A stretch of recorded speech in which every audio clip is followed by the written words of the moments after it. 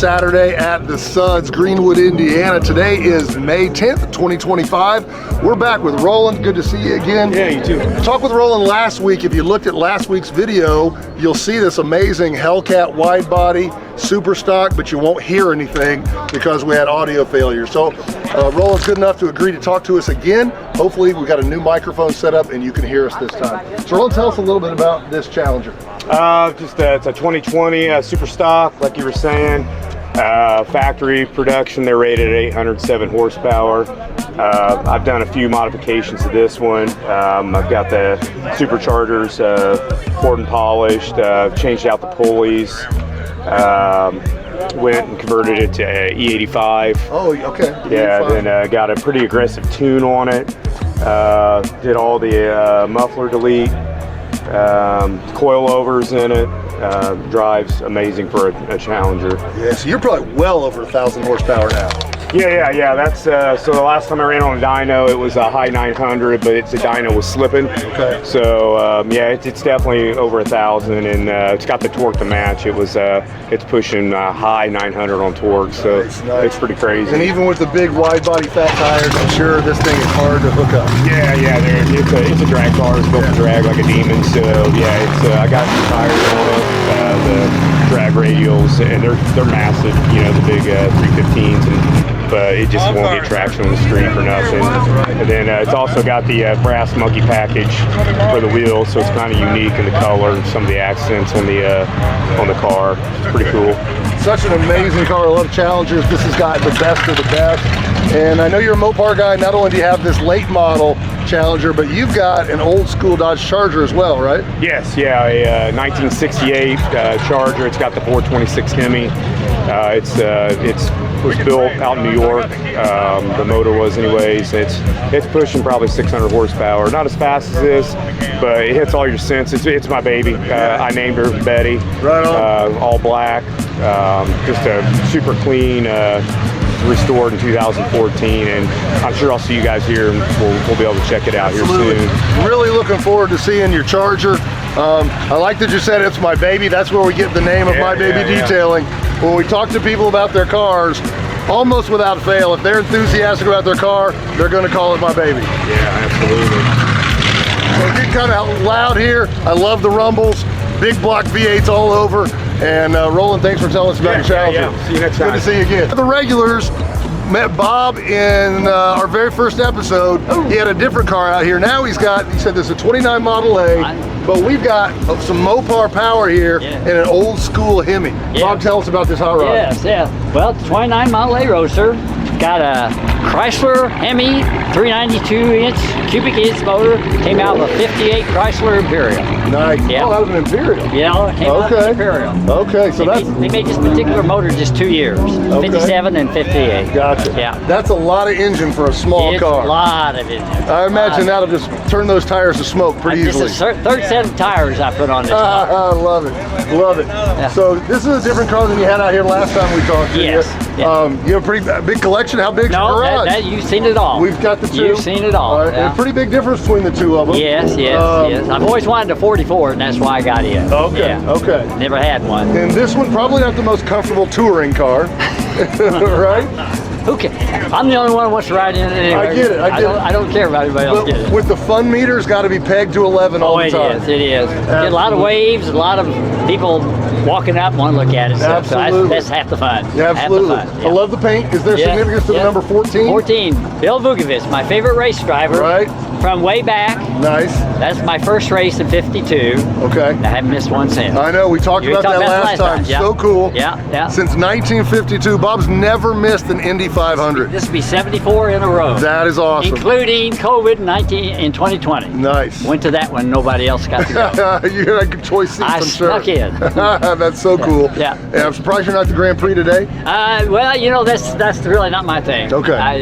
You're looking at the 500-mile race. Oh, yeah. Super cool to have that kind of legacy. Is awesome. Yes, sir. Bob, it's always a pleasure talking to you. Thank you so much. Love seeing your cars. Thank you very much. I appreciate you stopping by. Absolutely. All right, take care of yourself. Nice to meet you.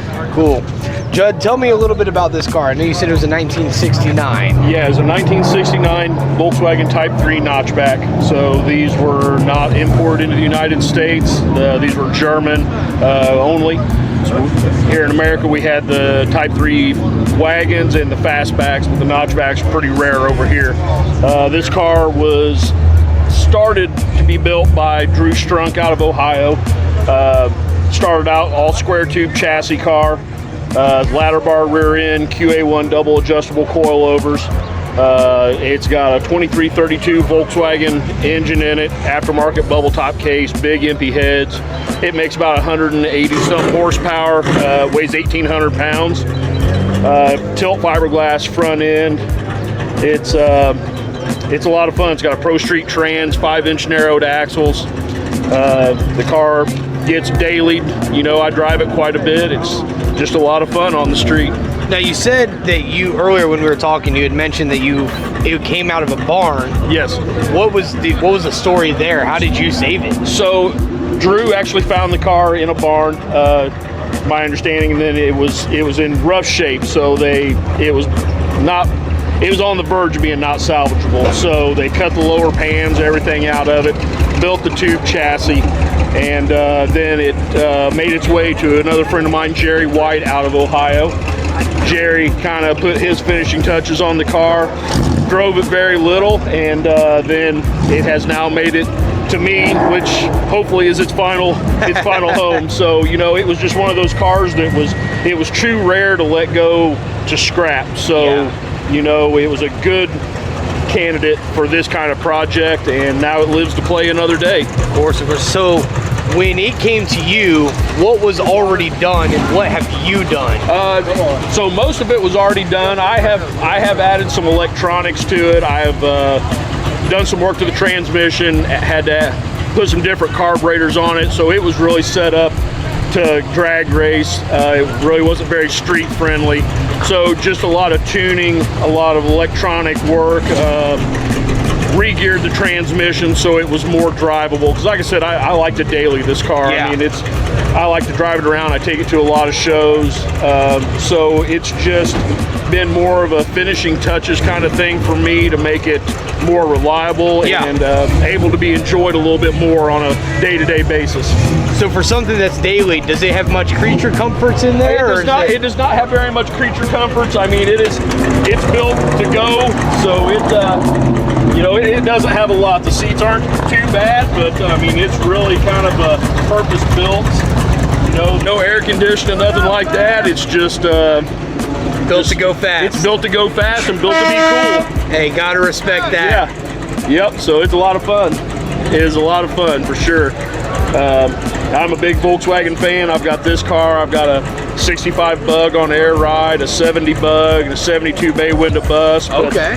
When it comes time to pull out of the garage and go have fun, this is my go-to ride for sure. 38 Deluxe. Okay. There was two models. There was a Deluxe, yeah, 85 horsepower, and then there was a standard with 60 horsepower. Okay.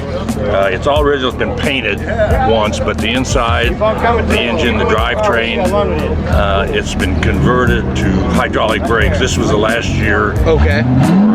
Cable brakes. Yeah. And then they went to juice brakes. Yep. So, and then it's 12 volts. Okay. But other than that, it's just my mom and dad. Let me show you a picture. Yeah. I've been looking for this for probably 30 years. This is that's a picture from 1942. Oh. That's my parents' car when they were like 20 and 21 years old. Okay. And they bought this and it was stolen and wrecked. Oh. This is a 38. Okay. So over the years I've been looking for a 38. Yeah.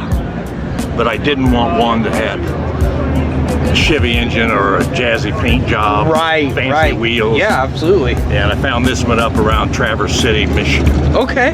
And it's got 57,000 miles. 57,000 original miles. original That's miles. awesome. But So how long have you owned it? well, I've only had it about a year and a half. Okay.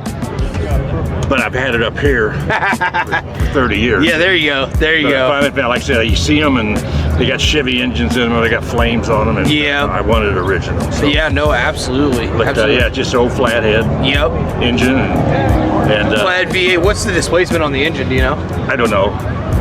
But I sped down here. I had it up to 39 miles an hour.